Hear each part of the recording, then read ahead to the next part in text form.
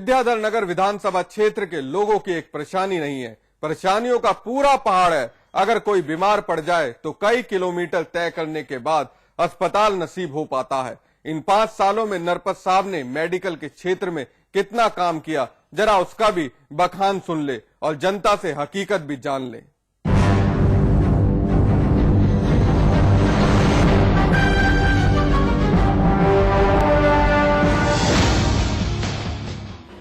विधानसभा में भी जैसे ये हॉस्पिटल का है, सैटेलाइट हॉस्पिटल, अब ये परकोटे में अगर 22,000 की प्रति स्क्वायर किलोमीटर आबादी है, तो खातीपुरा जोटवाड़ा में भी कोई 2-1 हजार कम समझ लें, 18-20 हजार के बीच में आबादी है प्रति स्क्वायर किलोमीटर। और उसमें अगर सैटेलाइट हॉस्पिटल नहीं है तो नई हॉस्पिटल्स में खोलने की घोषणा कोई मतलब नहीं रखती, क्योंकि आपको पॉपुलेशन को फीड करना है। हमारी सरकार में ये सैंक्शन हुई थी, जब मैं मुख्यमंत्री जी से कह के उनको खुलवाया, तो हमने मापदंड एक रखा था कि सब पंचायत मुख्यालय पर खुलनी चाहिए। और जोटवाड़ा पंचायत मुख्यालय था, इसलिए पंचायत समिति मुख्यालय इसलिए खुल गया यहाँ पर। फिर आचार संहिता लग गई। आचार संहिता लगने के बाद इनकी सरकार ने उसको किया नहीं कि 5.6 किलोमीटर दूर है, तो 6 किलोमीटर दूर है तो मापदंड था 5 किलोमीटर से कम में अगर दायरे में आती है तो उसमें तो एसएमएस में पहुंचना मुश्किल है और बहुत सी पेशेंट्स की जान भी इसमें जाती है, प्रसूताओं की भी उसमें परेशानी होती है। इस आधार पर हमने खोले थे, लेकिन पॉलिटिकल निर्णय है। मुख्यमंत्री जी ने घोषणाएं की थी विधानसभा में, बजट भाषण में भी, लेकिन अभी तक तो किसी भी पीएचसी को क्रमोन्नत नहीं किया है, ना सैटेलाइट हॉस्पिटल खोली है। नहीं, यहाँ कोई ऐसी व्यवस्था नहीं है, एक्सीडेंट की कोई व्यवस्था नहीं है। फिर तो एसएमएस जाना पड़ता है या और कोई प्राइवेट हॉस्पिटल में जाना पड़ता है। यहाँ से 15 किलोमीटर, कम से कम 15 किलोमीटर है और बीच में कई ट्रैफिक जाम हो जाता है और असुविधा रहती है। इसलिए अति आवश्यक है कि यहाँ सैटेलाइट की व्यवस्था हो जाए तो बहुत जरूरी है। कई बीमारियां ऐसी होती है यहाँ न होके सैटेलाइट में इलाज हो सकता है उनका, और काफी फायदा मिल सकता है जनता को। इसलिए सैटेलाइट की अति आवश्यकता है। तो यहाँ सैटेलाइट हॉस्पिटल जरूरी है। और चिकित्सा से हम बेसमेंट में किराए का अस्पताल है ये, तो यहाँ भीड़ बहुत ज्यादा रहती है, तो जगह इतनी है नहीं कि सारी सुविधाएं प्रदान की जा सके। और 2 डॉक्टर लगे हुए हैं। AI डिस्पेंसरी है सरकारी। तो हाँ, फिर ये 8 दिखावा 8 फिर मान रहे पर SMS कर दी नहीं। हाँ, कोई वास्ता नहीं सर, ये कुछ भी नहीं है। 4-5 साल से मैं आ रहा हूँ डेली यहाँ पे, तो ऐसा कुछ भी नहीं। कहते हैं मैं तो भाजपा ने करवाया, मैं कांग्रेस ने करवाया, ये सब कहते हैं और फिर वो चुप हो जाते हैं। बात उठती है, लेकिन यहाँ पे सैटेलाइट की जरूरत है, क्योंकि 400-500 डेली यहाँ पे डेली आते हैं, तो लंबी लंबी लाइनों में लगना पड़ता है, तो काफी लाइनों में लगना पड़ता है। ये एरिया बहुत बड़ा है और यहाँ पे एक छोटा सा ये डिस्पेंसरी है, इसके अलावा कोई यहाँ है नहीं, तो इसलिए इसको बड़ा जोटवाड़े के लिए बड़ा होना चाहिए, मतलब सैटेलाइट हॉस्पिटल होना चाहिए यहाँ।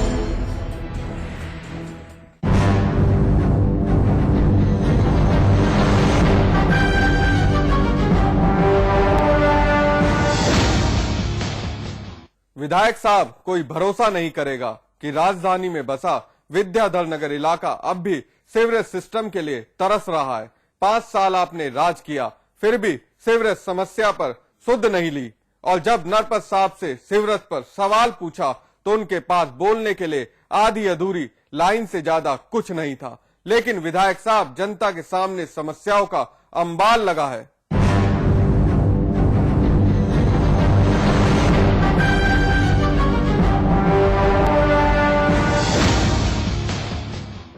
तो 272 कॉलोनीज में सीवरेज सिस्टम सैंक्शन करवाया है। सैंक्शंस आप कराना चाह रहे हैं, जैसे जो कॉलोनीज हैं 1981, 82 में नियमन हो गई, तो उसमें जेडीए को उसमें जो भी डेवलपमेंट एक्टिविटी को 82 में पैसा ले लिया और अब 2013 तक काम नहीं करें, तो उसमें तो एक ह्यूमैनिटेरियन ग्राउंड पर भी करना चाहिए। एडमिनिस्ट्रेटिवली कमिटमेंट है, लेकिन वो कमिटमेंट लिव अप नहीं किया। उसी आधार पर ये जितनी सैंक्शंस निकली हैं, अदरवाइज नहीं निकलती। बारिश में बहुत बुरा हाल होता है भैया, 1 महीने बहुत परेशान हुए। आने जाने वाले सारे ट्रैफिक गिरते रहते थे बेचारे, इतने खड्डे थे यहाँ।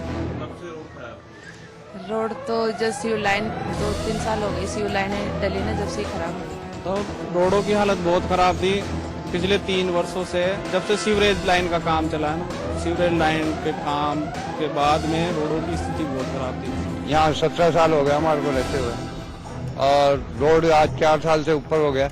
जब से गटर लाइन खुद है, जब से परेशान हो रहे, चलने फिरने को कई आदमी तो गिर गए यहाँ पर आकर।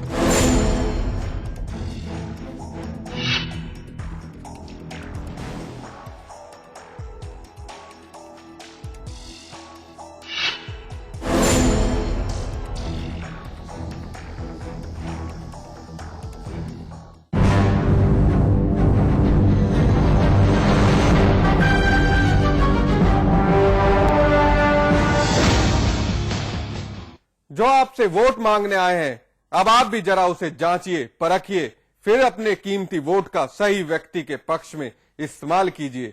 ये आली जनाब आएंगे, आपको भरमाएंगे, आप इनकी सुन लीजिए, इनके सामने हाँ भी कर लीजिए, लेकिन कीजिए वही जिससे आपका वोट करे गलत पर चोट। नमस्कार।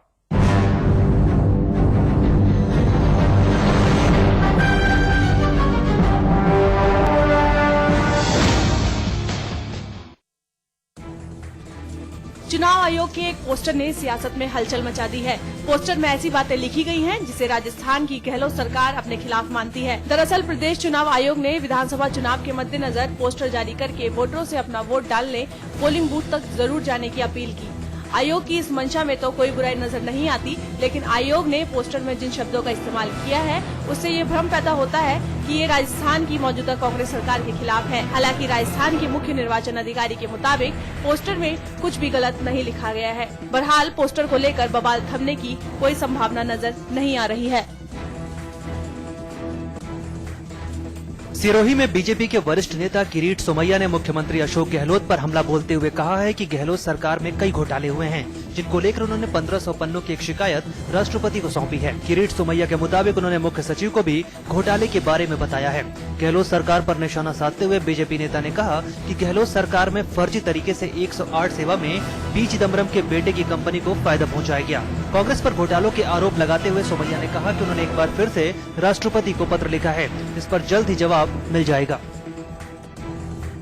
कोटा में वक्फ बोर्ड कमेटी ने राहुल गांधी को पत्र लिखकर मुस्लिम बहुल आबादी में सिर्फ मुसलमानों को टिकट देने की मांग की है। टिकट न मिलने पर मुसलमान समुदाय ने राइट टू रिजेक्ट का विकल्प चुनने की चेतावनी दी है। कमेटी के नायब सदर अब्दुल रशीद कादरी ने राहुल गांधी को पत्र लिखकर प्रदेश की 27 सीटों पर मुसलमानों को टिकट दिए जाने की मांग की है। वक्फ बोर्ड ने जिन सीटों पर मुसलमानों को टिकट देने की बात कही है उनमें कोटा के विधायक और नगर विकास मंत्री शांति धारीवाल की सीट भी शामिल है। ऐसे में वक्फ बोर्ड के पत्र के बाद कांग्रेस की मुश्किलें काफी बढ़ गई हैं।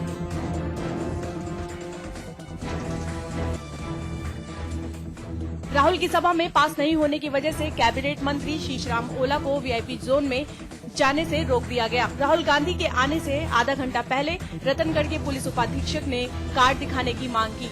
कार्ड की बात को लेकर ओला को रोकने का मामला बिगड़ गया। इसी दौरान विधायक और कार्यकर्ता दौड़े और समझाने लगे, लेकिन ओला का गुस्सा कम नहीं हुआ और वो आम जनता के बीच जाकर बैठ गए। काफी देर के बाद शीशराम ओला को मनाया गया।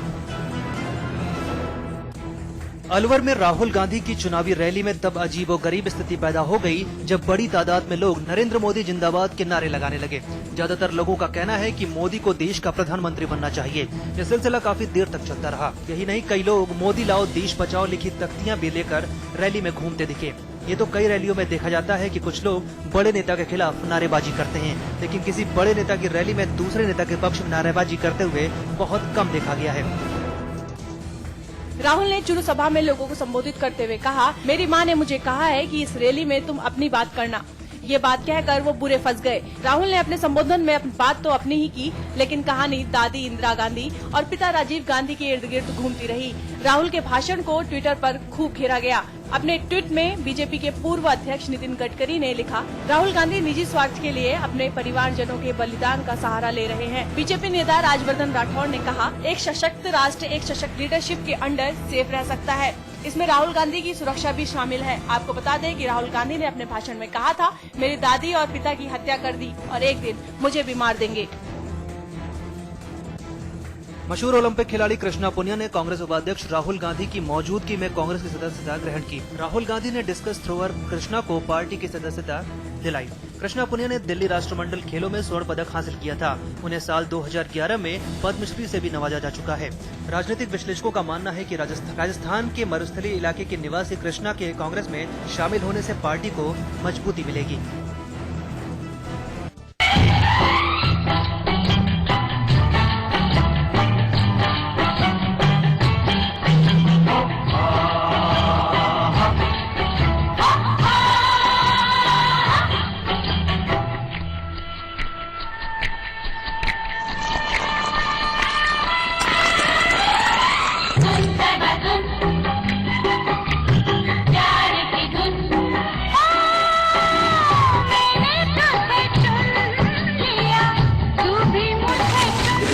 यार क्या फिल्म थी वो। भैया वो हीरोइन जाने कहाँ गायब हो गई। देखिए अधूरी दास्तान सिर्फ समाचार प्लस पर। खुशियाँ बांटने से बढ़ती हैं, तो आप भी भीखाराम चांदमल भुजियावाला के गिफ्ट हैम्पर्स घर ले आइए और इस दिवाली पर दिल खोल के खुशियाँ लुटाइए। दीपावली की खुशियों में 4 चांद लगाए भीखाराम चांदमल भुजियावाला के गिफ्ट हैम्पर्स। खुशियाँ बांटिए, खुश रहिए। जब आस्था का आईना दरकता है तो उसकी आवाज पूरी दुनिया सुनती है। कल तक का कंगाल आंसूमल कैसे बना आध्यात्म का आसाराम। दिखाएंगे आज रात 9:30 बजे आंसूमल से आसाराम तक की कहानी।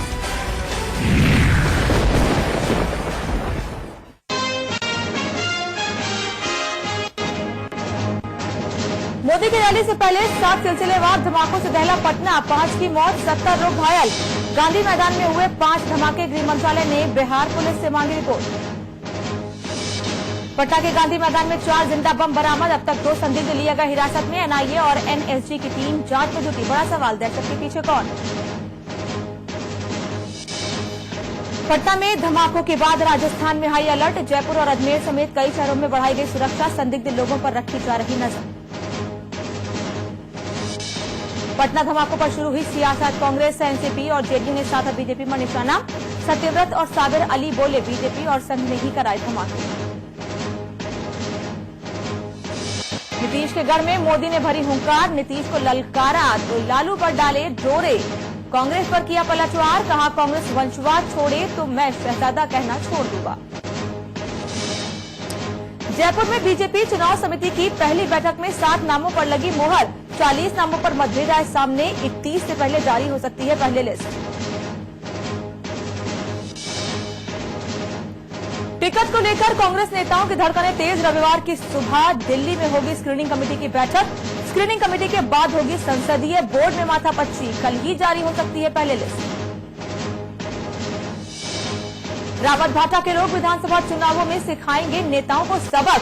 पानी की समस्या से नाराज 4 भुजा बस्ती को मतदाता दबाएंगे। राइट टू रिजेक्ट का बटन। स्थानीय विधायक की अनदेखी से नाराज हैं लोग।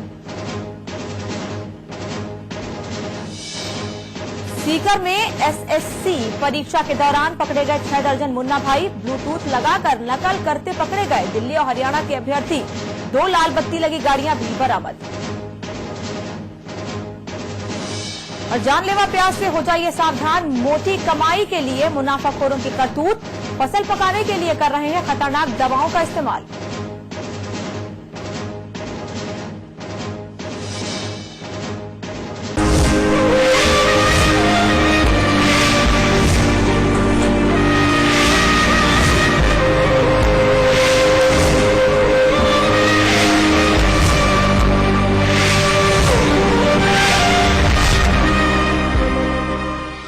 नमस्कार, स्वागत है आपका हमारी इस खास पेशकश में। आज अधूरी दास्तां में हम आपको दिखाएंगे एक ऐसी फिल्म अभिनेत्री की कहानी जिसकी जिंदगी का मकसद ही अधूरा रह गया। जिसने कभी सोचा भी नहीं था कि वो हिंदी सिने प्रेमियों के लिए बस एक अधूरी दास्तां बनकर ही रह जाएगी।